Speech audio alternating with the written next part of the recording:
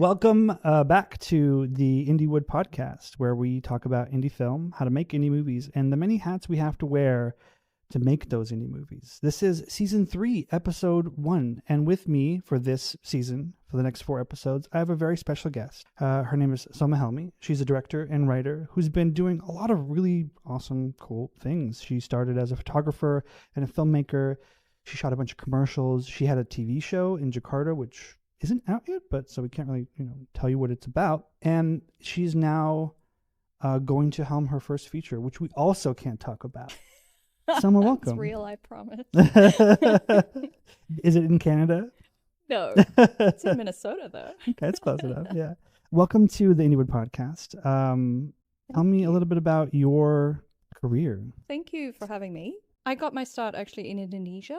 I worked in an advertising firm. And you're from Jakarta originally, In right? Jakarta. Mm-hmm. I'm from Bali originally. Oh, okay. But I worked in Jakarta Mm-hmm. in an advertising firm for J. Walter Thompson Very as cool. an art director in advertising. And I had always wanted to make film, but I got sidetracked into graphic design and all the usual stories. Yeah. But when I got into the agency, we were shooting so many commercials, 2-3 commercials a month. And every time I was on set, I remembered I wanted to be on the other side. I wanted to be the director or, filmmaker. And so I actually I started doing that and directing commercials because it was an easy jump. And then just making my own shorts in Bali, where back then there were like 3 actors and a lot of rice fields. So I had to. I'm sure the scenery was beautiful. It was beautiful, but a lot of the stories had to be very kind of localized, or I had to cheat a lot. I remember back then, because I started writing my own shorts just out of necessity, because there weren't a lot of filmmakers in Bali back then, because the main industry was Jakarta in Java. And I would write like, open on front door, doorbell rings. And I was like, don't have front doors here. Okay. Don't have doorbells. All right. Can't open like that. So just like really basic things like that, I couldn't just write. That's interesting. Okay. But so I started commercials, then into narrative, and then I moved to here in the States about 7 years ago to pursue kind of long form and episodic and features. And 7 years later, a feature. 7 years later, a feature. My gosh. Yes. Yeah. Okay. Well, I mean, I wanted to talk to you about this journey because I feel like everybody's always interested in finding out, how do I make a feature, or how do I have a career in the feature space or in TV? And my thought process, or my kind of an analogy for film is like the corporate world, I'm sorry, no, not like the corporate world, but like, let's say, for example, the corporate world is a tree, right? And in order to get like a really good career, you got to get to the tree house. And how do you climb your career in the corporate ladder? Use a ladder, right? So this tree house has a ladder. But with film, there's no ladder. You just got to get to the treehouse however you want. And sometimes the treehouse is just floating in the sky or it's underwater. And so there's always going to be a different path for everybody. And so that's why I was excited to talk to you, because you have such a unique kind of journey coming into film through advertising and commercials. And also, this work you've put in doing all these shorts, doing a TV show, and now a feature. Yeah. So can you tell me a bit more about kind of the biggest challenges you've had to overcome while in LA specifically? I think when I first moved here, I got a lot of traction, and it was really great because it was, I think, end of 2016. And I got a few commercials and I started doing work.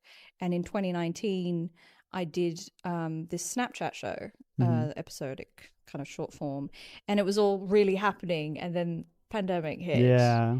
I feel like that's like a really, common story. But I thought I had come here and I was really on a good path, because I was doing all the things I wanted to do. And then this is a bit of a sub story, but in February of 2020, I got an episode of Grey's Anatomy offered to me by the producing director, and then we all know what happened in March. 2020. No. So I kind of, my career hit this like wall basically, and it's taken me a few more years to like kind of build back up, build it back up, because it was all completely closed off, episodic world for a few years. except for a few people. So I think for me, it was like the pandemic, obviously, but making that network, coming in as a stranger was a lot of work, like coming in because, as you know, it's who you know, a lot of it, right? True. And so coming in cold was really interesting, coming in and really, and I'm not an extrovert, so I don't really like going to networking events. So that's been a real interesting challenge, like forcing myself out there. Yeah. So that was one thing. And then, just some of the interesting stuff, like the first time I heard the term female filmmaker was here. Interesting. Okay. I had never heard it in Indonesia, and I worked there for, however many years I was working there as a filmmaker. But the first commercial I did here was the first time I heard it, and the first time I was treated differently. And that was an interesting challenge to kind of suddenly be aware of, or, like be faced with. Why do you think that's different here? I don't know.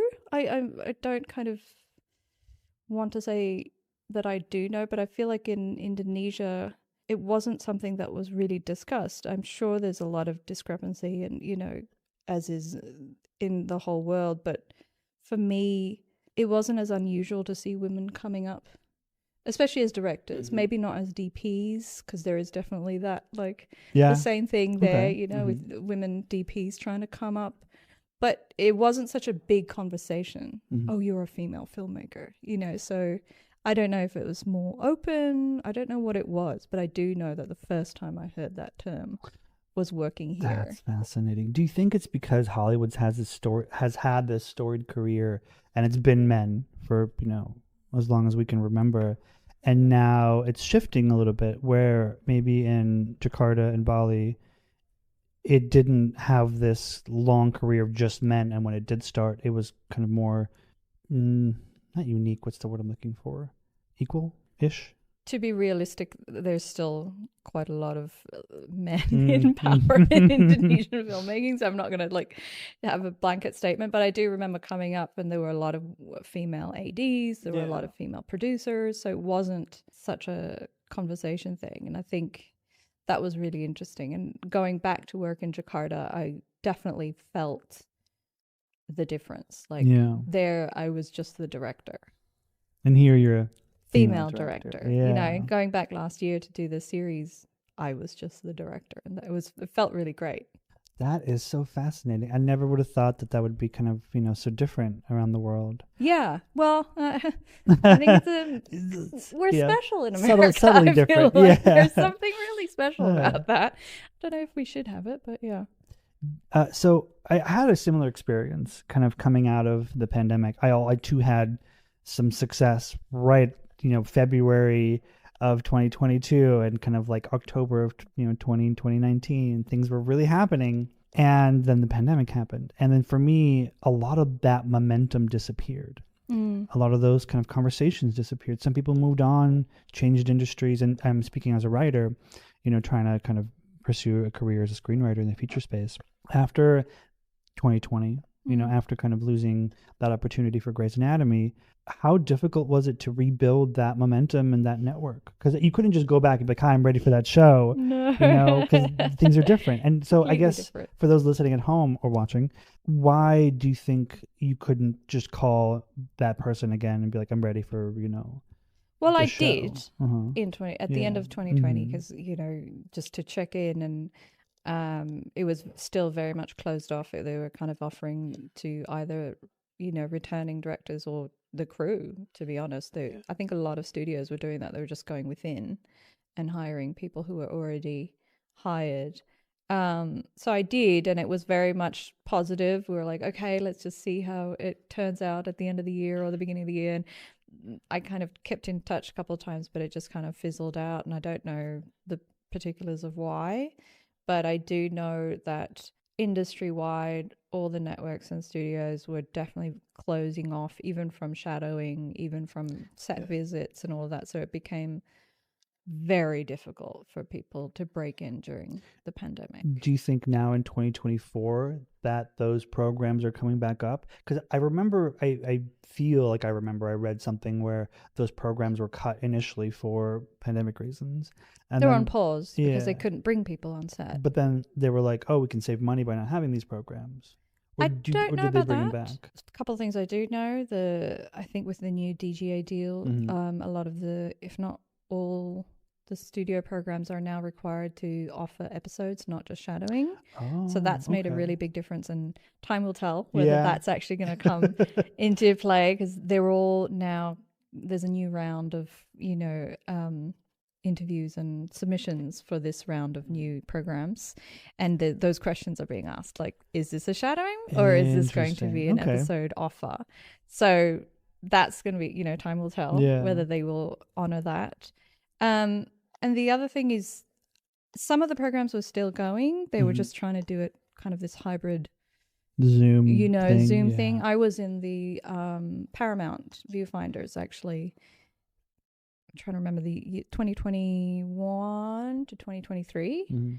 So it was a 2-year program, but most of it was on Zoom, and we got to go to the lot once, I think. That's such a bummer. I feel like you can't learn that much from, a Zoom class about how to direct a TV show or... Well, I did get to shadow in person. I went to Canada. That's good. So at the beginning of 2023, I got to go to Canada and shadow the show there. Okay. So that was really lucky, and they did an amazing job. But then again, it's still just the shadowing. Yeah, they don't let you touch anything. Yeah, so I think the programs, some of them were still going.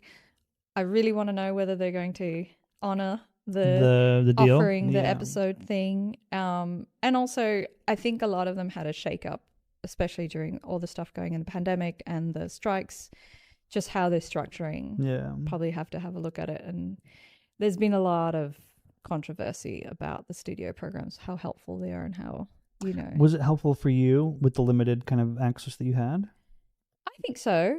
It was kind of a bizarre time to be in it because we were in pandemic. So I think it would have been a lot better to do it not during the pandemic. Yeah, just put it on pause. So, but I met a lot of amazing people, and I got to shadow this incredible director in Canada, and so I learned a lot of him. So I think, I learned a lot from it, but it would have been better if it wasn't during a lockdown. COVID lockdown. What was the coolest, and then what was the most significant thing you've learned from that director? To me, and this sounds a little bit like I'm sucking up, but it's not, because he's a wonderful human being. But he's the kind of director I want to be. Okay. He's really giving, he's really supportive, and he's really creative. And he, loves prep as much as I do.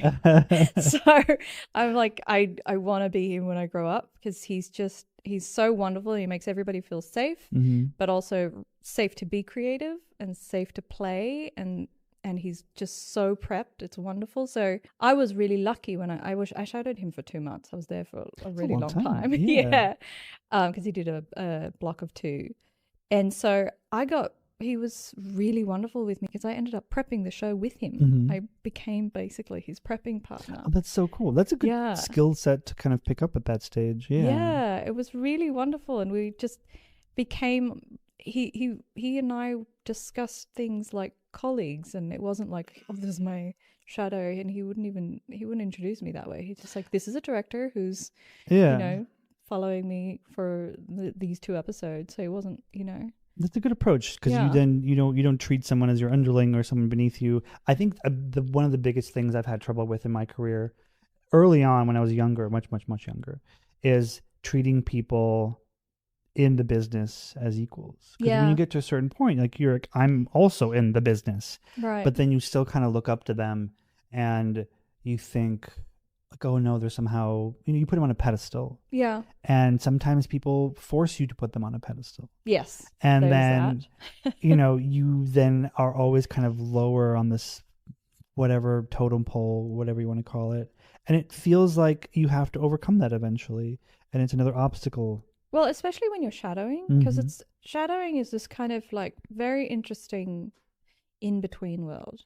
Because for people like me, I've been directing at that point for 12 years, and so I wasn't coming out of high school or something like that, whereas but you still get to set. And sometimes if you're not set up properly and the director doesn't introduce you properly and all, the producers and whatnot, I've shadowed 4 big shows. I went, Homeland and Grey's Anatomy, and in some of them people literally are like, when did you graduate film school? Is this your first time on set?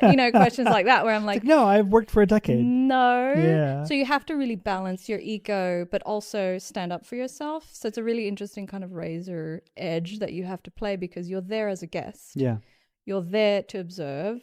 You're not there to direct. You're not there to like push your ideas on anybody or anything like that. But you also need to make it clear that, no, I'm not like a film school student. I'm a working director. Yeah. So that becomes a really interesting balancing act, and that requires, I feel like, everyone to be in on it.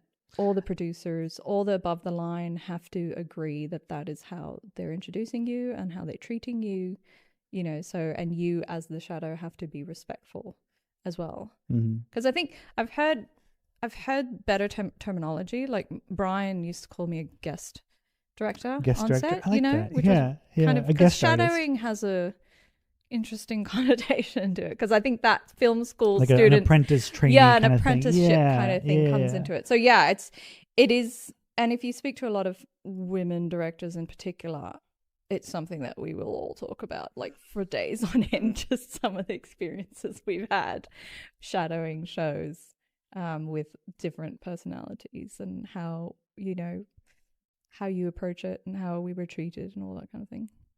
Man, I wanted to ask you about that program, the Paramount program you said, the Viewfinder program. When you applied for that really kind of helped opening this door into the TV world for you as a director, as a worker, I guess. Getting into that program, what was the process? Because I know you had this career where you directed a lot of commercials, but for that, did that commercial work really kind of support your entry into that program, or did you make a bunch of short films between the commercial work and that program in order to get in? I think it was a combination, but mostly the narrative shorts that I had done, because I think to that point I had already done about 20 shorts. Oh, wow. We're at 24 now, I think. Okay. So I mean, that's a feature right there.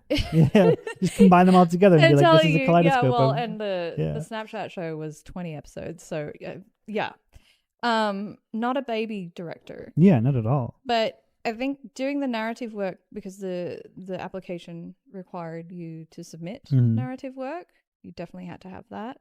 The commercial work, I always say, has benefited me immensely throughout my career, because that's where I learned how to prep. That's where I learned, it was kind of like my film school was every day directing literally on set and doing all these commercials, so that's where a lot of my methodology comes from. And I think explaining that and talking about that during the interview process really helped, because I understood the process and I knew, I wasn't with tools. Yeah, exactly. So and then I think on top of that, like, I had already shadowed 2 shows, like mainstream network and studio shows. And was that for a different program, or because you had just the network? Just myself, just finding connections and generals and, networking. Yeah. I think networking is such a ethereal, nebulous process in Los Angeles, because everyone's like, oh, we're networking, like, we want to get something from each other, but also there's a reflection of it, or like a mirror version of it, where like we're just making friends, right? And so how do you make friends and also try to get something from that person, but make them feel like you're not trying to get something from that person? And that's been my challenge. But I feel like over the last decade, because I moved here more than a decade, I moved here in 2011, and I went through multiple groups of people to kind of find my core team, or maybe not my team, the people that I work with, but the people that I can call. Sure. And over time, that's evolved and changed. And only now, 12 years later, having gone through grad school, a lot of projects, a lot of production, a lot of writing, a lot of meetings, only now am I seeing the fruits of that labor, which is, and I feel like for you, it's 7 years, right. In Los Angeles, at least, because I know, I'm sure 3 years of Yeah. We won't say what that was. I think Of I feel the like the 3 pandemic. years of just like nothingness. It's weird that this it's happened, didn't nebulous it? like Yeah. blob of time that nothing really happened for me anyway. See, So for me, it was a lot more chaotic. I was supporting my family's company, and they have a ballet company and a ballet school. And so when like the pandemic hit, they had to go all online. We had to cancel all the wow, shows, and yeah. so for us, it was so frantic. And I know some people were like, "Oh, I guess I'll just sit at home," and I'm like, "No, no, Yeah. we were working Oh, I through." mean, I did not Yeah, sit at home. I yeah. did Well, I'm not saying make that you. 3 Yeah, shorts and do a that's good. director's program or 3. So no, I mean in terms of like pushing my career forward, it was very like pushing it a rock uphill during those 3 years. It Oh was yeah, I can very imagine. like, but so this is something really interesting. I spoke to a good friend of mine who's also a director, a wonderful director, about the networking side of things in LA and just really reframing that for ourselves because we both felt like kind of icky about the whole thing and we wanted to come at it just more with being more genuine and just the first, I guess, the first Indonesian words of flying around my brain. I'm like, that's not, they're not going to understand that word. But like the first objective being to get to know people. Yeah. And just keep it at that. Like, you know, because I've done so many generals where you're trying to sell yourself and all this thing and you get really exhausted, but also just doesn't feel genuine. Yeah. And how do you reframe that so that you're actually just wanting to meet another human being and have a good conversation and have a connection first? Yeah. And because most of, anyway, the work that you're going to get is going to come out of those connections anyway, they can look at my resume. Yeah. If they need to know. And even in generals, it kind of winds back down to that somewhere at the end of the conversation anyway.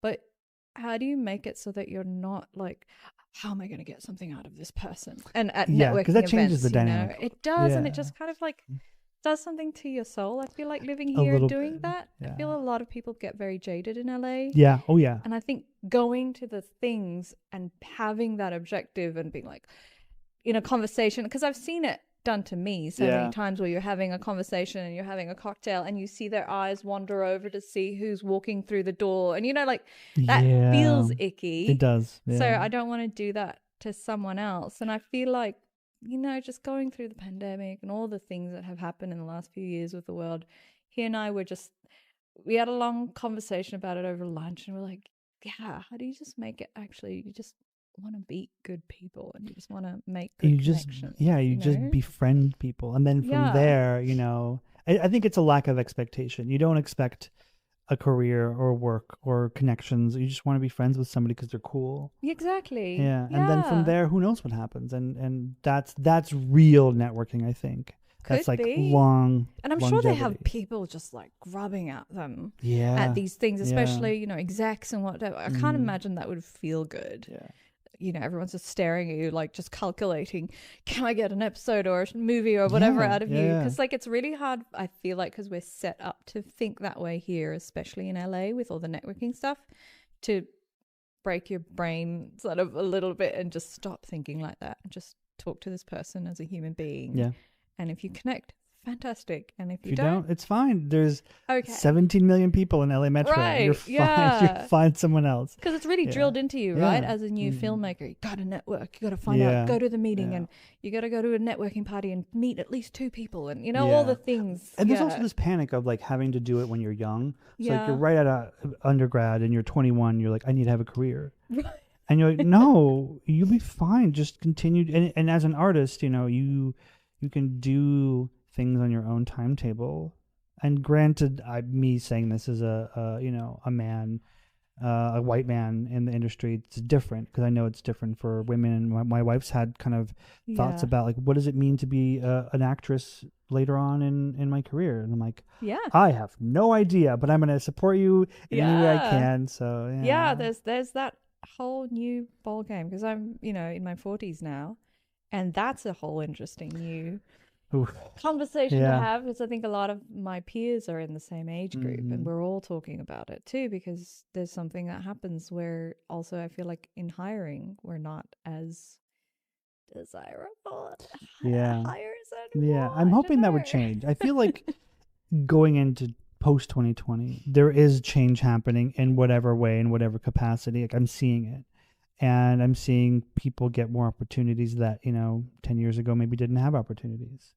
One would hope. I feel like it kind of did a bit of a backslide. Yeah. Because I think in 2020, 21, everyone was very hopeful and excited about all the numbers and, like all the inclusion and DEI programs and all that. And then, if I'm not wrong, last year, 2023, it really took a tumble.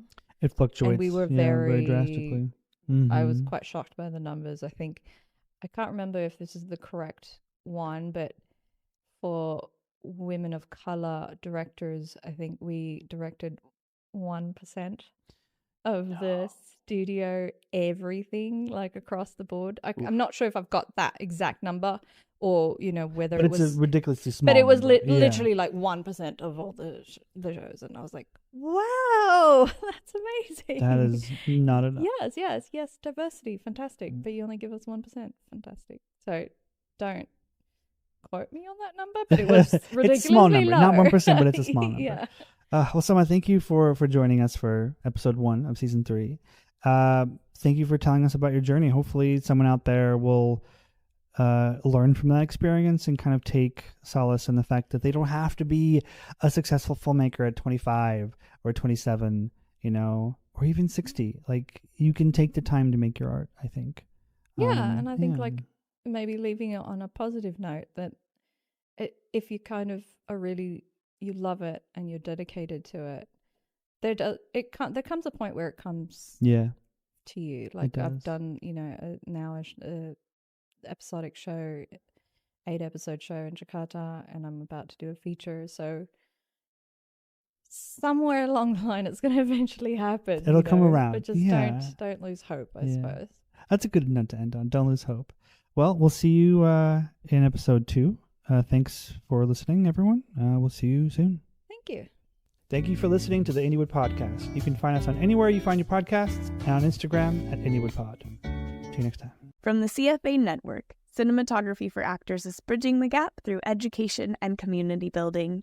Find out about us and listen to our other podcast at cinematographyforactors.com. Cinematography for Actors Institute is a 501c3 nonprofit. For more information on fiscal sponsorship, donations, because we're tax exempt now, so it's a tax write-off, and upcoming education, you can email us at contact@cinematographyforactors.com. Thanks.